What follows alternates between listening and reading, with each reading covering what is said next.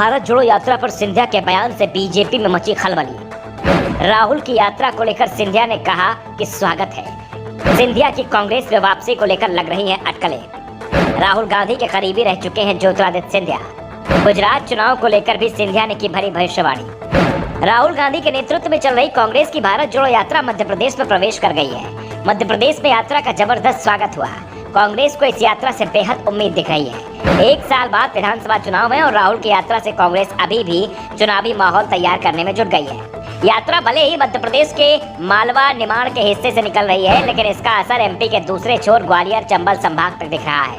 किसी समय राहुल गांधी के करीबी रहे ज्योतिरादित्य सिंधिया पर हर किसी की नजर है। सिंधिया की कमी राहुल गांधी भी महसूस कर रहे हैं। 2.5 साल पहले सिंधिया कांग्रेस से बगावत कर गए थे, बीजेपी में चले गए थे। सिंधिया के साथ 2-2.5 दर्जन कांग्रेस के विधायक भी पाला बदल गए, जिस कारण से 2018 में बनी कांग्रेस की सरकार 15 महीने बाद 2020 के शुरुआत में ही चली गई। सिंधिया ने पाला जरूर बदला, लेकिन उन्होंने कभी भी राहुल गांधी पर निशाना नहीं साधा। राहुल गांधी भी सिंधिया को लेकर हमेशा सॉफ्ट रुख ही अपनाते रहे हैं। 1.5 साल पहले तो राहुल गांधी ने यहाँ तक कह दिया था कि सिंधिया बीजेपी में चले भले ही गए हैं, लेकिन वो उनकी विचारधारा नहीं है। आज नहीं तो कल सिंधिया को वापस कांग्रेस में लौटकर आना होगा। और अब कांग्रेस की भारत जोड़ो यात्रा मध्य प्रदेश में प्रवेश कर चुकी है। मध्य प्रदेश में यात्रा 12 दिन तक रहेगी।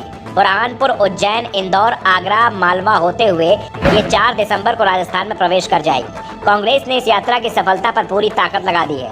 यात्रा पर बीजेपी नेता लगातार निशाना साध रहे हैं। ऐसे में ही ज्योतिरादित्य सिंधिया जब ग्वालियर पहुंचे तो उनसे भी सवाल लिया गया कि राहुल गांधी की यात्रा मध्य प्रदेश पहुंच रही है, यात्रा को लेकर वो क्या कहेंगे।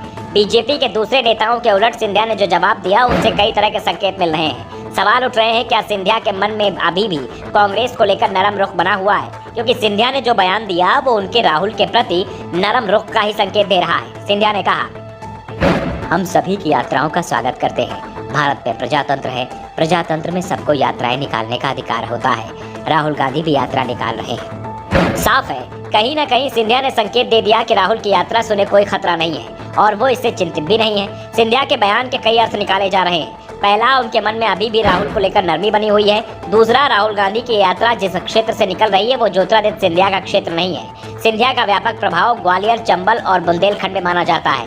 मालवा निर्माण में भी सिंधिया का प्रभाव है, लेकिन वहाँ बीजेपी के दूसरे दिग्गज नेताओं की तुलना में सिंधिया का प्रभाव बेहद कम है। ऐसे में राहुल गांधी की यात्रा से सिंधिया को ज्यादा चिंता भी नहीं है। दूसरा, राहुल गांधी लंबे समय से अपने बयान में सिंधिया पर निशाना नहीं साध रहे हैं। संकेत साफ है, राहुल भी सिंधिया को लेकर नरम बने हुए हैं। वैसे सिंधिया ने साफ कर दिया कि वो बीजेपी नेता हैं और बीजेपी की मजबूती के लिए काम कर रहे हैं। पार्टी को जहां जरूरत होगी वहां प्रचार करने को तैयार है। उन्होंने यहां तक दावा कर दिया कि गुजरात में इस बार बीजेपी की ऐतिहासिक जीत होगी।